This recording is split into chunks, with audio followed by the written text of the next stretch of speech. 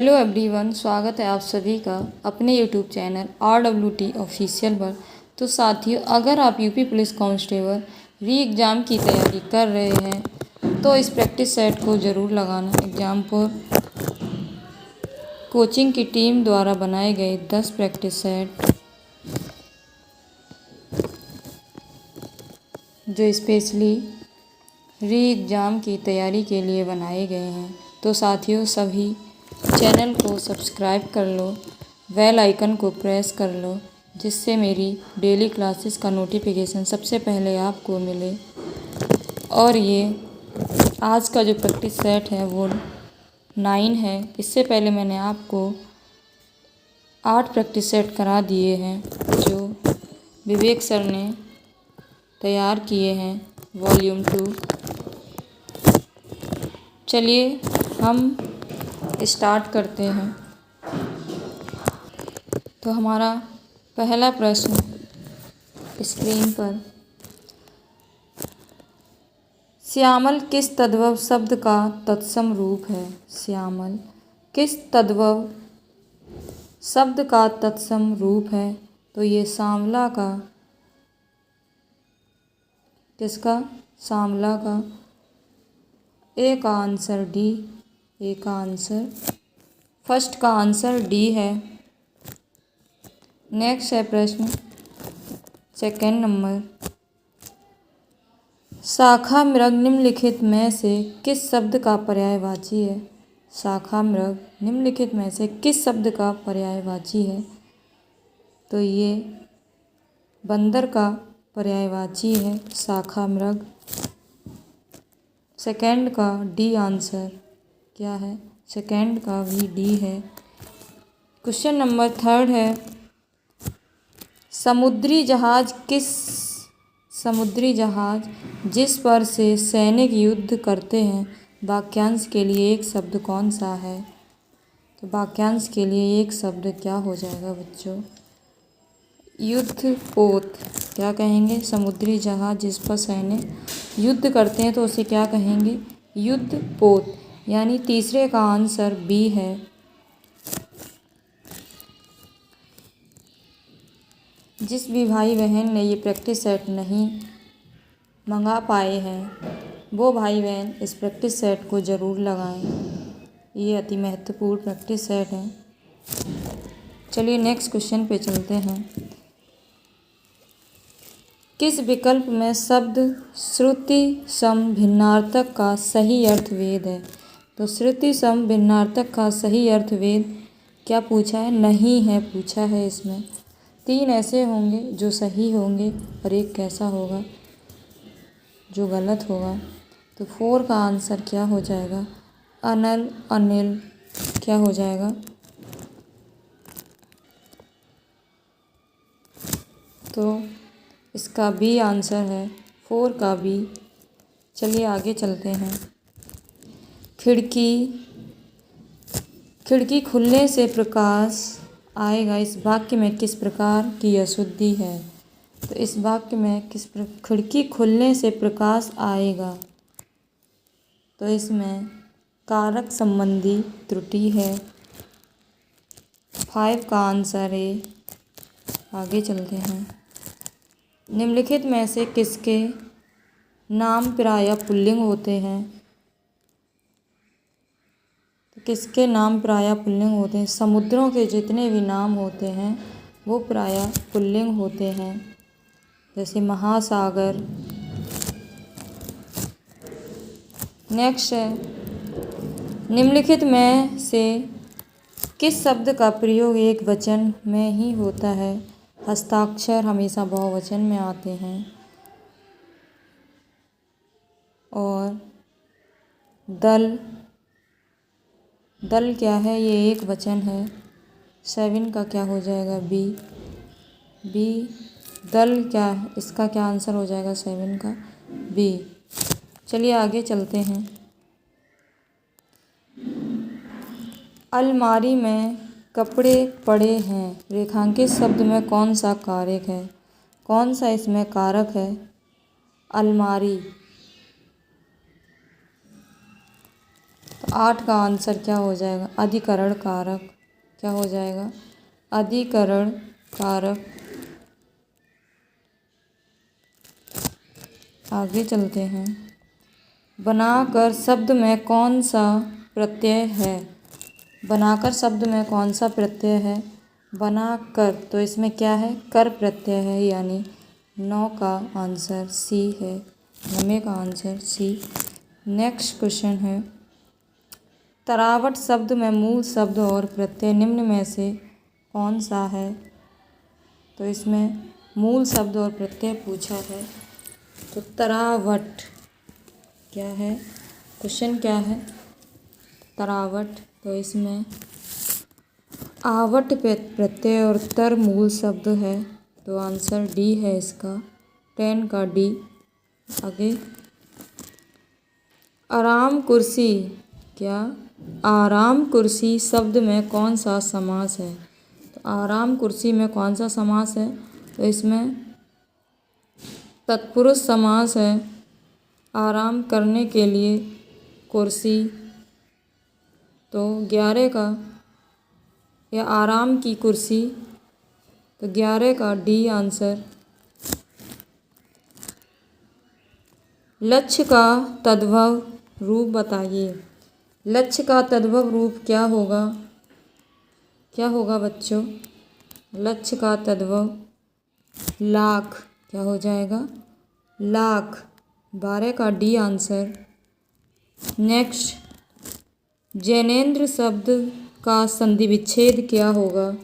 जैनेन्द्र शब्द का संधि विच्छेद क्या हो जाएगा? तो जैन प्लस इंद्र यानी जैनेन्द्र, तो 13 का भी डी है। नेक्स्ट है 14 नंबर, निम्न में से कौन सा विवरण चिन्ह है? तो कौन सा विवरण चिन्ह है? तो विवरण चिन्ह इसमें सी है। क्या है इसमें? सी है, तो 14 का आंसर सी है। नेक्स्ट है, निम्नलिखित में से कौन सा विशेषण संख्या को दर्शाता है? तो कौन सा विशेषण संख्या को दर्शाता है? तो दर्जन संख्या को दर्शाता है, यानी दर्जन में कितने आते हैं? एक दर्जन में 12। जैसे केले मिलते हैं ना दर्जन में, एक दर्जन में 12 केले, तो उसी के अकॉर्डिंग। चलिए आगे चलते हैं।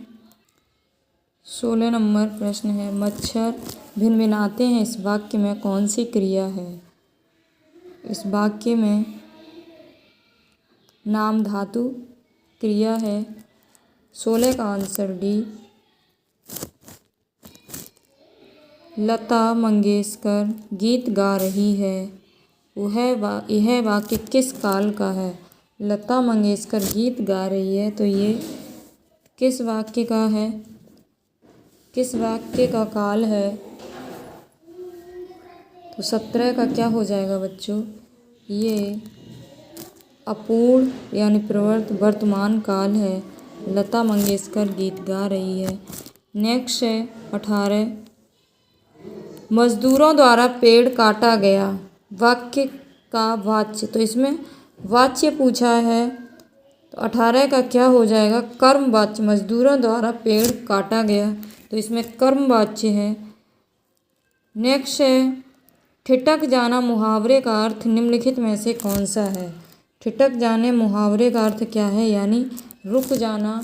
19 का आंसर ए है। क्वेश्चन नंबर 20 है, अभिज्ञ शब्द का विलोम शब्द क्या है?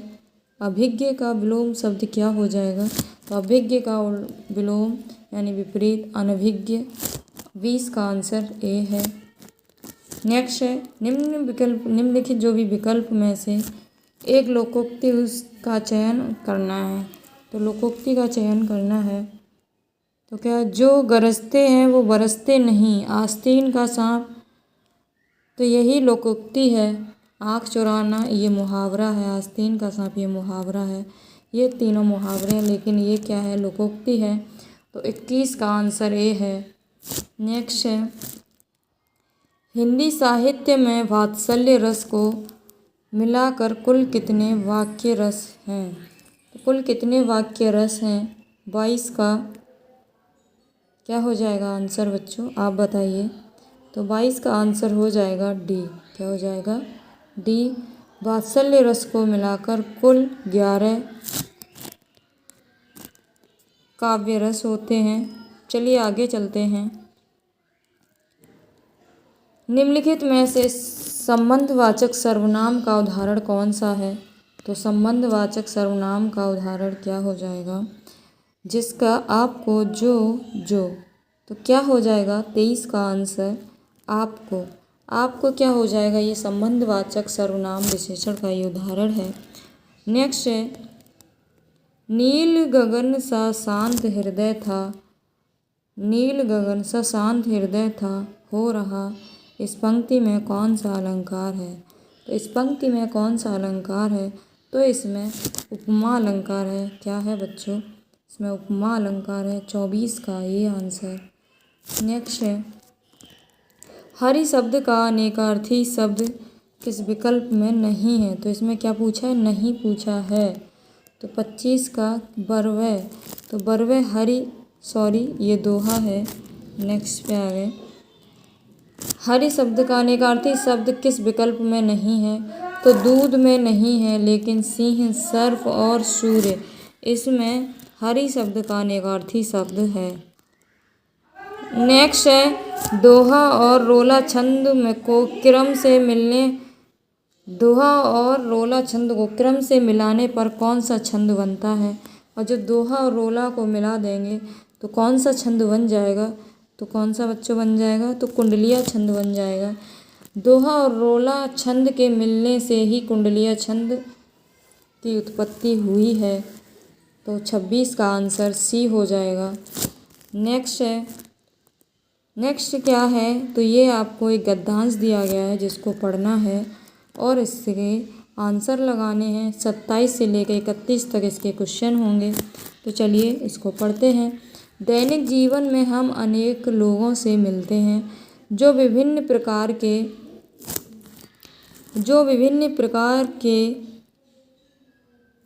के काम करते हैं। सड़क पर ठेला लगाने वाला, दूध वाला, नगर निगम सफाई कर्मी, बस कंडक्टर, स्कूल अध्यापक, हमारा सहपाठी और ऐसे ही कई अन्य लोग।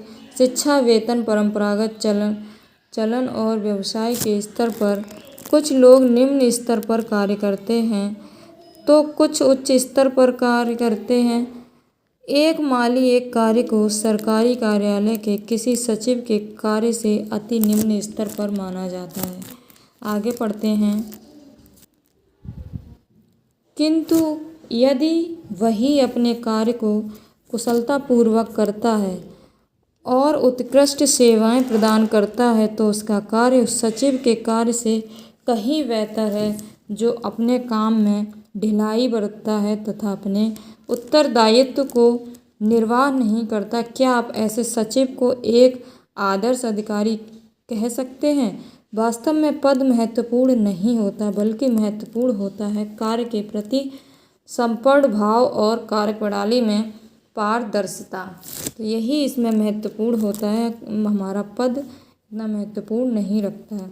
तो चलिए अब इसके क्वेश्चंस को बनाते हैं। कार्यप्रणाली में पारदर्शिता का तात्पर्य है, तो पारदर्शिता का क्या तात्पर्य है बच्चों? चलिए देखते हैं।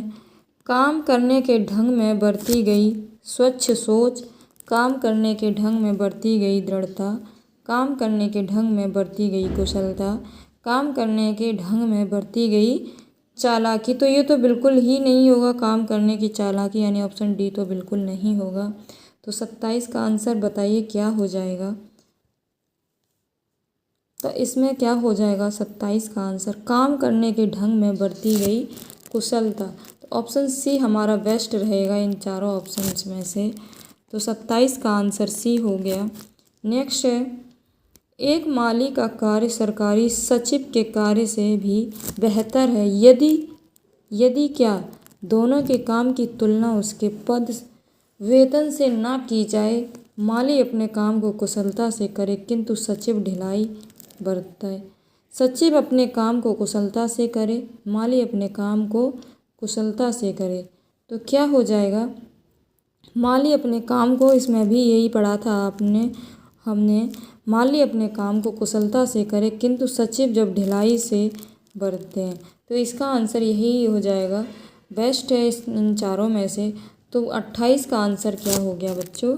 बी हो गया। चलिए आगे चलते हैं। उपयुक्त शीर्षक छांटिए। तो हमें इसमें शीर्षक छांटना है। 29 में शीर्षक बताना है। कर्मनिष्ठा की महिमा, ऊंच नीच, स्तर भेद, काम की महिमा। तो हमें ना तो काम की महिमा, ना ऊंच नीच और स्तर भेदभाव तो बिल्कुल नहीं होगा। तो इसलिए कर्मनिष्ठा की ही महिमा होती है। अगर आपके कर्म अच्छे हैं तो उन्हीं का ही गुणगान होगा। तो इसीलिए कर्म, इसमें क्या इसका शीर्षक हो जाएगा? कर्मनिष्ठा की महिमा। आगे चलते हैं। सरल वाक्य बनाइए। दैनिक जीवन में हम अनेकों लोगों से मिलते हैं जो विभिन्न प्रकार के काम करते हैं। दैनिक जीवन में हम ऐसे लोगों से मिलते हैं और वे विभिन्न प्रकार के काम करते हैं। बी है, दैनिक जीवन में हम विभिन्न प्रकार के काम करने वाले लोगों से मिलते हैं। यस, दैनिक जीवन में हम अनेक लोगों से मिलते हैं और वे विभिन्न प्रकार के काम करते हैं। दैनिक जीवन में हम ऐसे अनेक लोगों से मिलते हैं जो विभिन्न प्रकार के काम करते हैं। तो इसमें बताइए सरल वाक्य इसमें कौन सा हो जाएगा? तो सरल वाक्य हमारा यही हो जाएगा, बी वाला। दैनिक जीवन में हम विभिन्न प्रकार के काम करने वाले लोगों से मिलते हैं। ये एकदम स्पष्ट और एकदम सरल वाक्य है। तो हमारा 30 का आंसर क्या हो गया? बी हो गया। चलिए आगे चलते हैं। 31 नंबर। तो ये हम अभी हिंदी के क्वेश्चंस को सॉल्व कर रहे हैं। इसके बाद हम जीके जीएस का पोर्शन करेंगे। बेहतर शब्द के लिए पर्यायवाची शब्द क्या होगा? तो बेहतर शब्द के लिए पर्यायवाची शब्द क्या होगा बच्चों? तो क्या हो जाएगा? ज़्यादा अच्छा। बेहतर करना यानी बहुत अच्छा करना या ज़्यादा अच्छा करना। यही इसका बहुत सारे इसके पर्यायवाची हो जाते हैं। अत्यधिक अच्छा। सूरसागर कृति के कवि निम्न में से कौन है? सूरसागर कृति यानी सूरसागर रचना के कवि कौन है? तो सूरसागर, सूरसारावली, ये सारी रचनाएं किसकी हैं? किसकी हैं? तो ये सूरदास की है। किसकी हैं? सूरसागर, सूरसारावली, ये हम सूरदास की रचनाएं हैं। नेक्स्ट है 33। बिहारी हिंदी का विकास निम्न में से किस भाषा से हुआ है? तो बिहारी हिंदी का जो विकास हुआ है वो मगधी अपभ्रंश से हुआ है। किससे हुआ है बच्चों? मगधी अपभ्रंश से हुआ है। तो 33 का आंसर बी हो जाएगा। नेक्स्ट पे चलते हैं। 34 है। ये 34 नंबर है। भीतर और बाहर यह किस क्रिया विशेषण के उदाहरण हैं? तो भीतर और बाहर किस क्रिया विशेषण के हैं? तो ये स्थानवाचक, यानी कि इसमें स्थान का परिवर्तन हो रहा है, भीतर और बाहर। तो आंसर सी हो जाएगा इसका। 34 का आंसर सी। आगे चलते हैं। मेघ शब्द का पर्यायवाची निम्न में से कौन सा होगा? 35।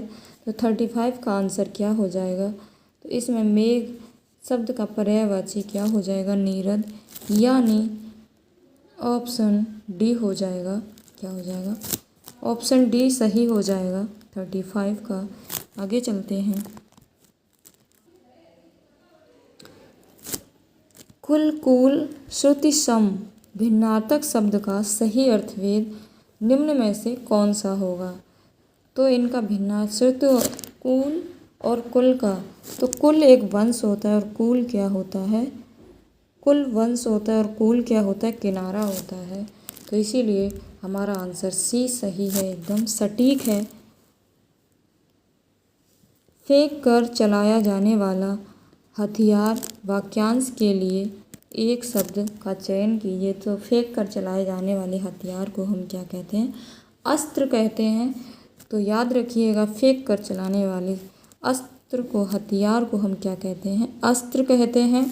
तो 37 का आंसर बच्चों डी हो जाएगा। याद रखना, 37 का आंसर डी। नेक्स्ट है, यानी ये हमारा हिंदी का लास्ट प्रश्न है। रामायण के रचयिता कौन है? तो रामायण की रचयिता वाल्मीकि हैं। कौन है? वाल्मीकि जी हैं। तो 38 का आंसर क्या हो गया? 38 का आंसर ए हो गया। चलिए आगे चलते हैं। अब हम इसके बाद सामान्य ज्ञान का पोर्शन सॉल्व करेंगे। चलिए चलते हैं क्वेश्चंस की तरफ। जैसा कि मैंने आपको बताया, ये हिंदी और जीके जीएस के जैसे ही प्रैक्टिस सेट लग जाएंगे, उसके बाद मैं आपको इसी के रीजनिंग के भी प्रैक्टिस सेट सॉल्व करवाऊंगी, एक एक करके डेली लगवाऊंगी। तो इसका ये 9 है, 10 यानी एक और प्रैक्टिस सेट रह गया है। तो हिंदी और जीएस के बाद आपको रीजनिंग का प्रैक्टिस सेट लगवाऊंगी इन्हीं सर का। तो आप डेली क्लासेस लेना, गैप नहीं करना, नहीं तो आपका बहुत कुछ छूट जाएगा। तो आप डेली और अपनी सेल्फ स्टडी करते रहिएगा। बहुत ही ज़्यादा मायने रखती है हमारी सेल्फ स्टडी एग्ज़ाम को क्रैक करने के लिए। भारतीय संविधान के अनुसार, चलिए अब क्वेश्चन को करते हैं। भारतीय संविधान के अनुसार अनुच्छेद 14-18 निम्नलिखित में से किस अधिकार से संबंधित है? तो 14-18 किस अधिकार से संबंधित है? तो ये समता का अधिकार। किसका? Rights to equality. तो 113 का आंसर सी है। चलिए आगे चलते हैं। निम्नलिखित में से कौन सा दिन अंतर्राष्ट्रीय श्रमिक दिवस के रूप में मनाया जाता है? तो अंतर्राष्ट्रीय श्रमिक दिवस के रूप में कौन सा दिन मनाया जाता है बच्चों? तो अंतर्राष्ट्रीय श्रमिक के रूप में 1 मई मनाया जाता है। 1 मई को अंतर्राष्ट्रीय श्रमिक दिवस मनाते हैं। तो 114 का आंसर सी है। नेक्स्ट है, मैंने आपको इम्पोर्टेंट डेज के टॉपिक पढ़ा दिया, आप हमारे चैनल पे जाके पढ़ सकते हैं RWT ऑफिशियल पे ही। तो स्टैटिक जीके प्लेलिस्ट में जाना, उसमें स्टैटिक जीके में आपको डेज का टॉपिक मिल जाएगा, आप पढ़ लेना। निम्नलिखित में से कौन सा अम्ल पालक में मौजूद होता है? तो पालक में कौन सा अम्ल मौजूद होता है? कौन सा होता है बच्चों? तो उसमें ऑक्जेलिक एसिड होता है। कौन सा? Oxalic acid. सिट्रिक एसिड खट्टे फलों में पाया जाता है। लैक्टिक दूध में पाया जाता है। एसिटिक अम्ल। चलिए आगे चलते हैं। सोल्जरिंग विद डिग्निटी निम्नलिखित में से किस दिग्गज भारतीय सैन्य अधिकारी पर लिखा गया उपन्यास है? तो सोल्जरिंग विद डिग्निटी ये किस सोल्जर पे लिखा गया उपन्यास है? तो किस पे लिखा गया ये उपन्यास है? तो ये जो उपन्यास है वो फील्ड मार्शल सैम मानेकशॉ के ऊपर लिखा गया ये उपन्यास है, सोल्जरिंग विद डिग्निटी। यानी 116 का आंसर सी है। क्या है? 116 का आंसर सी। नेक्स्ट है, कॉर्पोरेट्स को राष्ट्रीय विकास में प्रभावी योगदानकर्ता बनाने के लिए नियामक और प्रशासनिक ढांचे की जिम्मेदारी भारत के निम्नलिखित में से किस मंत्रालय के अंतर्गत आती है? तो केवल राष्ट्रीय विकास के प्रभावी योगदानकर्ता बनाने के लिए तो किस मंत्रालय के अंतर्गत आती है? सहकारी मंत्रालय, कॉरपोरेट मामलों का मंत्रालय, योजना मंत्रालय या आवास और शहरी मामलों का मंत्रालय। तो 117 क्या हो जाएगा? कॉरपोरेट मामलों का मंत्रालय। तो मिनिस्ट्री ऑफ कॉरपोरेट। चलिए आगे चलते हैं। 118 प्रश्न क्या है पढ़िए। मुझसे पहले आप लोग लगाया करिए और अपना स्कोर भी कमेंट बॉक्स में बताया करिए कि आपके कितने सही हुए हैं। भौतिक अनुसंधान, क्योंकि अब हम लोग लास्ट स्टेज पे हैं, क्योंकि अब हम लोगों को सिर्फ प्रैक्टिस करने की ज़रूरत है। हम लोग पढ़ तो चुके ही हैं, क्योंकि एक बार एग्ज़ाम दे चुके हैं तो पूरा सिलेबस हालांकि पढ़ चुके हैं हम लोग। अब दोबारा से हमें सिर्फ रिवीजन की ज़रूरत है और जितने आप प्रैक्टिस सेट सॉल्व करेंगे उतने ही आपके क्वेश्चन एग्ज़ाम में सही होंगे और हमारी स्पीड भी बढ़ जाएगी। तो यहाँ पे आपको सिर्फ प्रैक्टिस करनी है, ज़्यादा से ज़्यादा प्रैक्टिस करिए जिससे आपकी स्पीड बढ़ जाएगी। तो 118 का आंसर क्या हो जाएगा? भौतिक अनुसंधान प्रयोगशाला निम्नलिखित में से कहाँ स्थित है? तो भौतिक कहाँ पे स्थित है ये? तो ये अहमदाबाद में स्थित है। कहाँ? अहमदाबाद में अनुसंधान। मैंने आपको अनुसंधान का भी टॉपिक पढ़ा दिया है बच्चों। तो अनुसंधान का टॉपिक आप हमारे चैनल के प्लेलिस्ट में जाके पढ़ सकते हैं वहाँ से। तो अनुसंधान का टॉपिक आप पढ़ लेना वहाँ से।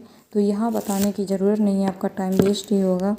जैसे कुछ इम्पोर्टेंट जैसे अनुसंधान है, जैसे कि राष्ट्रीय भूभाग भौतिकी, ये मैंने आपको बता दिया।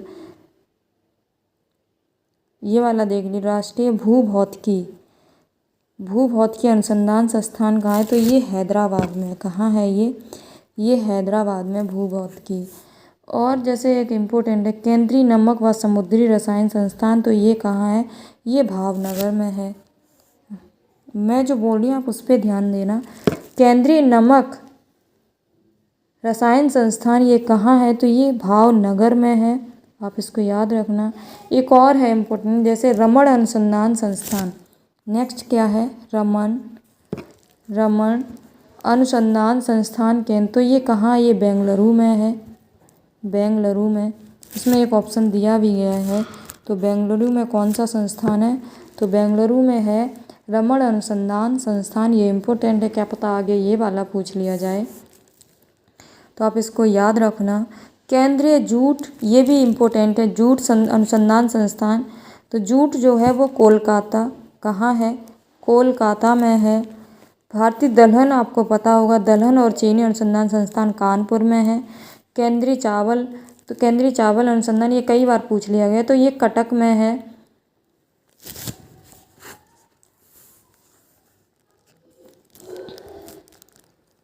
चलिए आगे चलते हैं। आप क्लास ले लेना, आपको सारे याद हो जाएंगे, मैंने उसमें ट्रिक से भी बताया है। नेक्स्ट क्वेश्चन है, उत्तर प्रदेश में वुमेन पावर लाइन के लिए संपर्क नंबर क्या होगा? तो वुमेन लाइन पावर के संपर्क, इससे पहले मैंने जो भी आपको क्लास दी थी तो उसमें मैंने आपको हेल्पलाइन नंबर बताए थे। 1090 किसके लिए है, 114 किसके लिए है, तो आपने शायद पढ़ लिया होगा। तो 119 का आंसर क्या हो जाएगा? इसमें 119 का आंसर क्या हो जाएगा बच्चों? तो इसमें 1090 जो है वो वुमेन हेल्पलाइन नंबर है। क्या है? Women helpline number. अगर आप चाहते हो इसमें बताऊं तो कुछ है जो मैं आपको बता दे रही हूँ। जैसे 1910 है, 1910 ये किसके लिए है? ये ब्लड बैंक की सूचना के लिए है। अगर ब्लड बैंक की सूचना के लिए कौन सा है? 1910। 1091, तो 1091 महिला हेल्पलाइन नंबर, महिला हेल्पलाइन नंबर। और ये वुमेन पावर लाइन, ये इन्होंने इसमें गलत दिया है आंसर सर ने, तो ये नहीं होगा। तो वो अपराध के लिए हेल्पलाइन नंबर है 1090, और महिला हेल्पलाइन नंबर जो है वो है 1091। कितना है बच्चों? 1091। 114 किसके लिए है? तो 114 बाल शोषण के लिए है। 114 बाल शोषण के लिए है। 1070 ये आपदा के लिए है, 1070 आपदा के लिए। और 194 तो ये किसी गंभीर अपराध हुआ है। 194 तो ये किसी गंभीर अपराध के मामले में उसके लिए है। 149 किसका है? तो 149 ये रोडवेज के लिए है। और 112 ये पुलिस का हेल्पलाइन नंबर है, 112। चलिए आगे चलते हैं।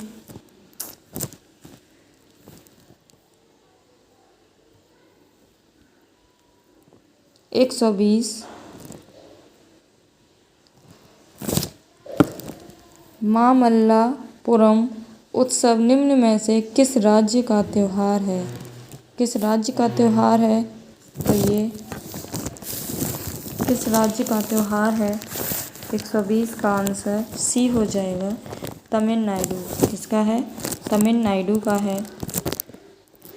नेक्स्ट क्वेश्चन है, निम्नलिखित में से कौन सा व्यय केंद्र सरकार की भौतिक या वित्तीय संपत्तियों के निर्माण के अलावा अन्य उद्देश्य के लिए किया जाता है? तो क्या कौन सा किया जाता है अन्य उद्देश्य के लिए? तो वो है राजस्व व्यय। क्या है? राजस्व व्यय, यानी 121 का आंसर सी है। चलिए नेक्स्ट पे चलते हैं। प्राचीन जैन और बौद्ध ग्रंथों के अनुसार कितने महाजनपद थे? तो प्राचीन बौद्ध और ग्रंथों के अनुसार कितने महाजनपद थे? तो 16 महाजनपद थे। कितने? 16। 122 का आंसर क्या हो जाएगा? ये हो जाएगा। आगे चलते हैं। 123 नंबर, निम्नलिखित में से उत्तर प्रदेश के जिलों में सर्वोच्च रैंकिंग वाले पुलिस अधिकारी कौन से होते हैं? तो सर्वोच्च रैंकिंग वाले तो कौन से पुलिस अधिकारी होते हैं? तो कौन कौन से होते हैं? एसपी होते हैं। कौन होते हैं? एसपी जो होता है वो, जैसे पुलिस अधीक्षक, हिंदी में क्या बोलते हैं एसपी को? पुलिस अधीक्षक। नेक्स्ट चलते हैं। 123 का आंसर डी है। 124, निम्नलिखित में से कौन सी फसल खरीफ की फसल नहीं है? तो इस पे ज़रूर आप ध्यान दीजिएगा। लास्ट में नहीं अगर पूछ लिया, अगर आपने पूरा नहीं पढ़ा तो आप समझोगे उत्तर प्रदेश, निम्नलिखित में से खरीफ की फसल कौन सी है, तो बस आप टिक करके चले आओगे तो आंसर गलत हो जाएगा। इसीलिए हमेशा क्वेश्चन को एंड तक ज़रूर पढ़ें, जिससे आपके क्वेश्चन सही होने की संभावना ज़्यादा रहे और आपकी संख्या में क्वेश्चन ज़्यादा सही हो, अधिक से अधिक संख्या में क्वेश्चन आपकी सही हो। तो 124 का क्या हो जाएगा आंसर? तो 124 का आंसर क्या है बच्चों? तो बी हो जाएगा। गेहूँ जो है वो खरीफ की फसल है।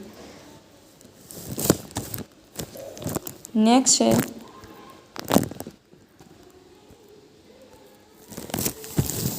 वैसे खरीफ की फसल होती कौन कौन सी है? तो खरीफ की फसल कौन कौन सी होती है? यही सोयाबीन, मूंगफली, मक्का, बाजरा, गन्ना, कपास, चावल, तो ये सारी खरीफ की फसल होती हैं। लेकिन गेहूँ जो है वो रबी की फसल है। तो रबी की फसल कौन सी होती है? सरसों, मटर, चना, गेहूँ, ये रबी की फसल होती है। और नकदी फसल कौन कौन सी होती है बच्चों? तो नकदी फसल होती है तंबाकू। कौन कौन सी होती है? तंबाकू हो गई, गरम मसाले हो गए, गरम मसाले, तंबाकू और रबड़। किसकी? रबड़ की खेती। तो ये सारे नकदी फसल हो गई। और रबी की फसल किस महीने से किस महीने तक होती है? तो ये जो रबी की फसल है वो अक्टूबर से लेके नवंबर में ये बोई जाती है और मार्च और अप्रैल में काट ली जाती है। मार्च और अप्रैल में ये काट ली जाती है। ये इस समय बोई जाती है और इस समय काट ली जाती है। तो अक्टूबर नवंबर के महीने में जितनी भी सर्दियों की फसल होती हैं वो रबी की फसल होती हैं। उसके बाद खरीफ की फसल जून जुलाई में बोई जाती है और अक्टूबर नवंबर में काट ली जाती है। और नकदी फसल का टाइम तो नहीं दिया गया है। तो चलिए आगे चलते हैं। निम्नलिखित में से कौन सा बंदरगाह भारत का सबसे बड़ा कंटेनर बंदरगाह है? तो सबसे बड़ा कंटेनर बंदरगाह कौन सा है? तो 125 का आंसर क्या हो जाएगा? तो जवाहरलाल नेहरू सबसे बड़ा बंदरगाह, भारत का सबसे बड़ा कंटेनर बंदरगाह है जवाहरलाल नेहरू। तो मैंने आपको बंदरगाह की भी क्लास पढ़ा दी है, तो आप बंदरगाह की नहीं, सबसे बड़ा, सबसे छोटा, सबसे ऊंचा, इसकी मैंने आपको एक क्लास में ये मैंने पढ़ा दिया है, आप जाके देख सकते हैं। तो चलिए नेक्स्ट पे चलते हैं। 126, निम्नलिखित में से किस घटना के कारण मोहनदास करमचंद गांधी ने 1922 में असहयोग आंदोलन की स्थगित कर दिया था? तो किसके कारण मोहनदास करमचंद गांधी ने यह असहयोग आंदोलन स्थगित कर दिया था? तो 126 का आंसर क्या हो जाएगा? ये चौरी चौरा घटना की वजह से इन्होंने ये असहयोग आंदोलन स्थगित कर दिया था। यानी 126 का आंसर क्या हो गया बच्चों? सी हो गया। आगे चलते हैं। 127 नंबर प्रसिद्ध यूनेस्को स्थल बोर्दो पोर्ट ऑफ मून निम्नलिखित में से किस देश में स्थित है? तो 127 का आंसर क्या हो जाएगा? बी हो जाएगा, फ्रांस में है यूनेस्को बोर्ड। 127 का आंसर क्या है? बी है। चलिए आगे चलते हैं, मेरे साथ साथ आप लोग भी लगाइए। उत्तर प्रदेश में राजकीय स्वतंत्रता संग्राम संग्रहालय यानी शहीद स्मारक निम्नलिखित में से किस स्थान पर स्थित है? तो ये किस स्थान पर स्थित है? तो ये मेरठ में स्थित है, यानी ऑप्शन ए करेक्ट है। 128 का आंसर ए। चलिए आगे, उत्तर प्रदेश ने किस क्षेत्र में पीएमजे के कार्यान्वयन के लिए 2023 में पुरस्कार प्राप्त किया है? तो किसने किया है? 129 का आंसर क्या है? सी है, स्वास्थ्य सेवा। इसके लिए स्वास्थ्य सेवा। नेक्स्ट पे चलते हैं। 130 नंबर क्वेश्चन पढ़ते हैं। चलिए आप पहले लगाइए। जनगणना 2021 के अनुसार उत्तर प्रदेश राज्य का समग्र लिंगानुपात क्या है? तो समग्र लिंगानुपात 2011 के अनुसार क्या है? 130 का तो क्या है? 912। क्या है? 912। आगे चलते हैं। 130 का आंसर क्या है? बी है। 131 नंबर क्वेश्चन, अंतर्राष्ट्रीय श्रम संगठन ने बाल श्रम के वैश्विक विस्तार और उसे खत्म करने के लिए आवश्यक कार्रवाई और प्रयासों पर ध्यान केंद्रित करने के लिए 2002 में बाल श्रम के खिलाफ विश्व दिवस की शुरुआत की है। प्रत्येक वर्ष विश्व बाल श्रम निषेध दिवस किस तारीख को मनाया जाता है? तो किस तारीख को ये मनाया जाता है? तो ये बाल श्रम दिवस किस तारीख को मनाते हैं बच्चों? 131 का, यानी 12 जून। कब मनाते हैं? 12 जून। 131 का आंसर डी है। और 11 जून को क्या मनाते हैं? 2024 में अभी स्टार्ट किया है, तो खेल दिवस। क्या मनाते हैं? खेल दिवस। नेक्स्ट क्वेश्चन है, निम्नलिखित में से किस विशेष बल को विमान और हवाई अड्डों पर अपहरण और इसी तरह की सुरक्षा स्थितियों को जवाब देने के लिए विशिष्ट दक्ष बल के रूप में नियुक्त किया गया है? तो किसको नियुक्त किया गया है? तो एनएसजी। किसको किया गया है? एनएसजी को नियुक्त किया गया है, यानी 132 का आंसर डी है। 132 का आंसर डी, याद रखिएगा, 132 का आंसर डी है। नेक्स्ट चलते हैं 133 नंबर। चलिए पढ़िए। राजस्व परिषद उत्तर प्रदेश की स्थापना निम्नलिखित में से किस जिले में की गई थी? तो 133 का आंसर क्या हो जाएगा? इलाहाबाद। राजस्व परिषद उत्तर प्रदेश की स्थापना कहाँ की गई थी? प्रयागराज में। चलिए नेक्स्ट क्वेश्चन पे चलते हैं। 134 नंबर, भारत और संयुक्त अरब अमीरात की सेनाओं के मध्य संयुक्त सैन्य अभ्यास डेजर्ट साइक्लोन 2024 किस राज्य में आयोजित किया गया? तो किस राज्य में आयोजित किया गया? तो ये राजस्थान में आयोजित किया, यानी 134 का आंसर ए। याद रखना, 134 का आंसर ए। आगे चलते हैं। 135 नंबर, प्रधानमंत्री ने निम्न में से रेलवे स्टेशन से नई अमृत भारत ट्रेन को हरी झंडी दिखाई? कहाँ? 135 कहाँ दिखाई? तो ये उन्होंने अयोध्या में। कहाँ? अयोध्या में। 135 का आंसर सी। करंट का क्वेश्चन है, याद रखना। निम्नलिखित में से किस राज्य के ब्लॉक ने नीति आयोग द्वारा घोषित एस्पिरेशनल ब्लॉक प्रोग्राम की पहली डेल्टा रैंकिंग में दूसरा स्थान हासिल किया है? तो किसने दूसरा स्थान हासिल किया है? तो वो है उत्तर प्रदेश, यानी 136 का आंसर डी है। क्या है? 136 का आंसर डी, याद रखना, 136 का आंसर डी।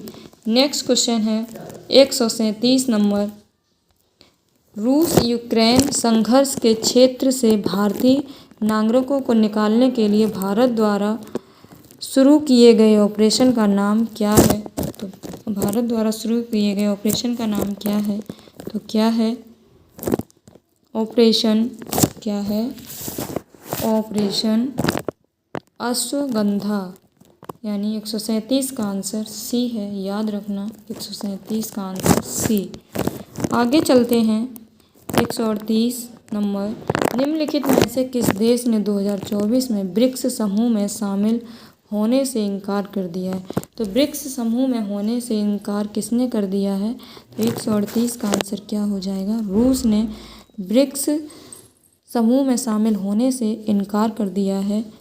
तो ऑप्शन बी सही है, 138 का आंसर बी। 139 नंबर, चलिए प्रश्न को पढ़ते हैं। किस रिजर्व बैंक ऑफ इंडिया ने 2000 रुपये के नोट को चलन से बाहर करने का डेडलाइन क्या निर्धारित किया है? तो डेडलाइन क्या निर्धारित किया है? कब निर्धारित की है डेडलाइन?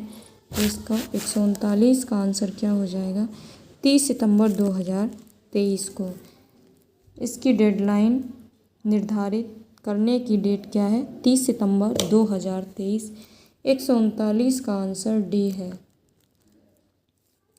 आगे चलते हैं 140, उत्तर प्रदेश में साइबर अपराध मुख्यालय कहाँ स्थित है?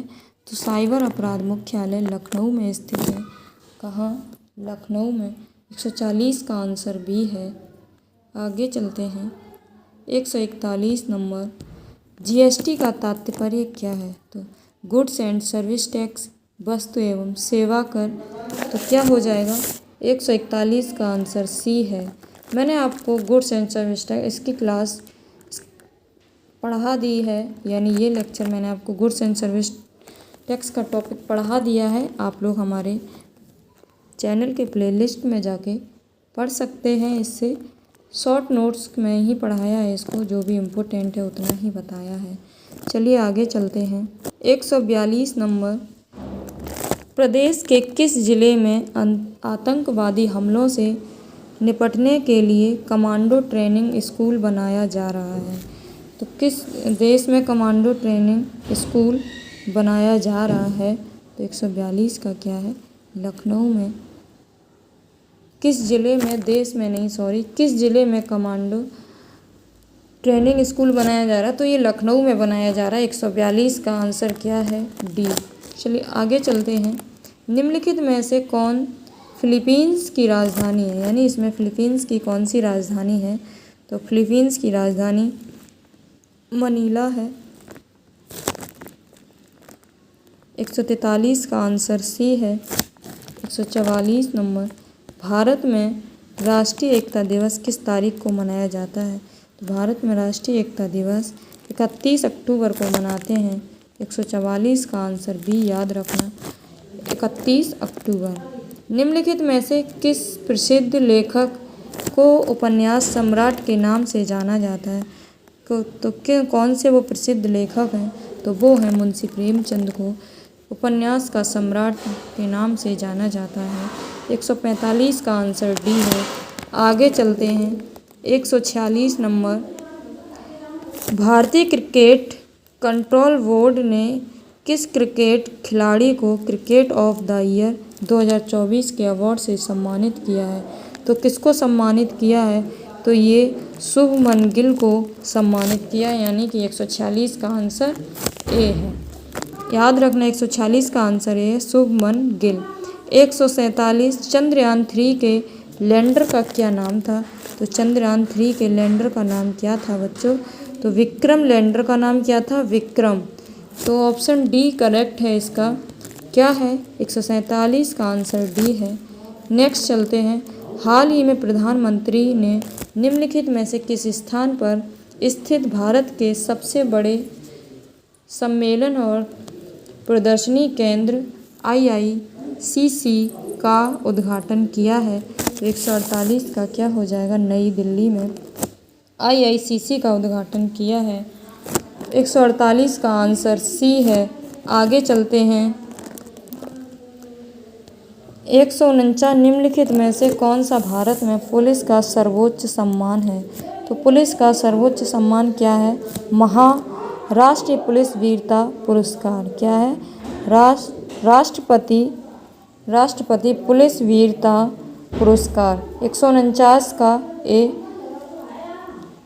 राष्ट्रपति पुलिस वीरता पुरस्कार। नेक्स्ट क्वेश्चन है 150 नंबर। क्या है? सोशल मीडिया नेटवर्क में पहली जिसे फेसबुक इंक के नाम से जाना जाता था का नाम बदल कर क्या कर दिया गया है? तो अब उसका नाम बदल कर क्या कर दिया गया है? तो अब मेटा कर दिया गया है। ये एक ही लोगों ने ख़रीद लिया है, फेसबुक और इंस्टाग्राम। तो इन दोनों फेसबुक और इंक के नाम से जाना तो उसे क्या कहते हैं? मेटा कहते हैं। 150 का क्या हो गया आंसर? 150 का आंसर है ए है। तो चलिए अब हम आपको मिलते हैं अपने नेक्स्ट वीडियो में नेक्स्ट टॉपिक के साथ। बच्चों, अगर हमारी क्लास आपको अच्छी लगी तो वीडियो को लाइक कमेंट शेयर करें और चैनल को सब्सक्राइब करें, जिससे मेरी डेली क्लासेस का नोटिफिकेशन सबसे पहले आपको मिले। Best of luck. Thank you.